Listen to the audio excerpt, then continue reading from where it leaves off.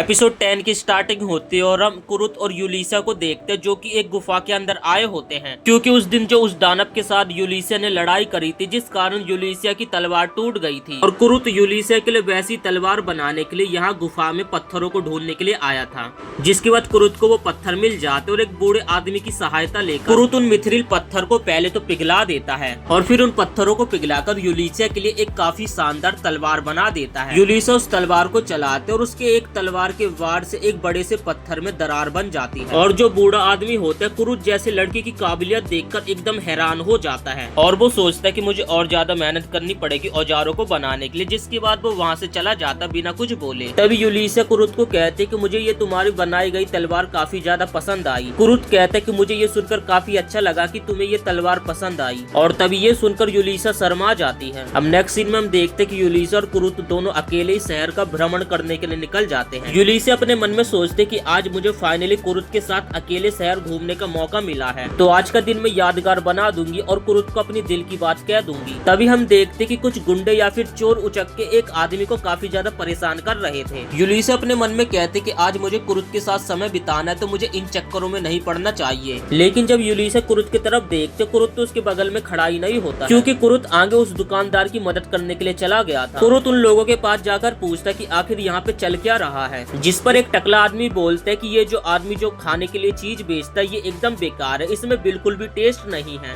तभी कुरुत जमीन से उस मोमोज जैसी चीज को उठाता और उसे खाकर देखता है, जिसके बाद कुरुत कहता है ये तो सच में काफी ज्यादा टेस्टी है। तभी वो टकला आदमी कुरुत को धक्का दे देता है, जिससे कुरुत यूलिसा से जाकर टकरा जाता है। जिस पर यूलिसा कहते कि आखिर तुम लोगों की हिम्मत कैसी अद्भुत खाने में काम करने वाले व्यक्ति के साथ ऐसा करने की। जिसके बाद वो लोग काफी ज्यादा डर जाते कि अद्भुत खाने से और यहाँ से डूम दबा के भाग जाते हैं। जिसके बाद कुरुत उस आदमी को देखता है और कहता है कि आपको काफी ज्यादा चोट लगी है तो आपको हॉस्पिटल ले जाना होगा। और फिर कुरुत उस आदमी को अपने कंधे पे उठा लेता है और उस आदमी को हॉस्पिटल ले जाने लगता है। यूलिसा पीछे से रोने लगती है, अरे यार आज तो मेरा कुरुत के साथ समय बिताने का समय था। उस आदमी की जो लड़की होती है यहाँ पर रोने लगती है, जिस पर यूलिसा उसे समझाने लगती है कि अब घबराने की कोई बात नहीं है, मत रो। तभी अचानक से वहाँ पे यूलिसा से मिलने के लिए फैंटम आ जाते भेष बदल। फैंटम से यूलिसा मिलती है और यूलिसा को फैंटम बताती है कि आज दोपहर में खाना बनाने का एक कंपटीशन होने वाला है और वो ये भी बताते हैं कि 2 साल से इस कंपटीशन का विजेता गारो के रेस्टोरेंट है। और वो ये भी बताते कि लेकिन इस बार कॉम्पिटिटर काफी लजीज गोश्त के गुलगुले बनाने वाली एक टीम है और इस बात से गारो के रेस्टोरेंट बहुत ही ज्यादा परेशान है। और वो ये भी बताते कि उन्होंने उनको तंग करने के लिए कुछ गुंडे भी भेजे थे। जिसके बाद यूलिसा को सारा मैटर समझ आ जाता है कि आखिर यहाँ पे चल के रहा है। जिसके बाद हम देखते कि कुरुत आ जाता है और वो यूलिसा को बताते कि वो अंकल जी कल तक हॉस्पिटल में ही रहेंगे। जिसके बाद कुरुत यूलिसा से बोलता है, यूलिसा ये बताओ क्या मैं इस लड़की की यहाँ पे मदद कर दूंगा तो तुम्हें कोई प्रॉब्लम तो नहीं होगा ना। यूलिसा कुरुत को मना नहीं कर सकते, जिसके बाद वो उसे हाँ कह देती है। सीन शिफ्ट होता और इसके बाद हम कंपटीशन वाला सीन देखते हैं और जिन्होंने जो ये कंपटीशन रखा था वो एक एक करके सबकी डिश को खा के चेक कर रहे थे और वो गारो के रेस्टोरेंट के द्वारा बने डोनट को खा के टेस्ट करते हैं। और फिर होस्ट कहते कि लगता है कि तीसरी बार भी जीतने का आपका ही अवसर हो सकता है।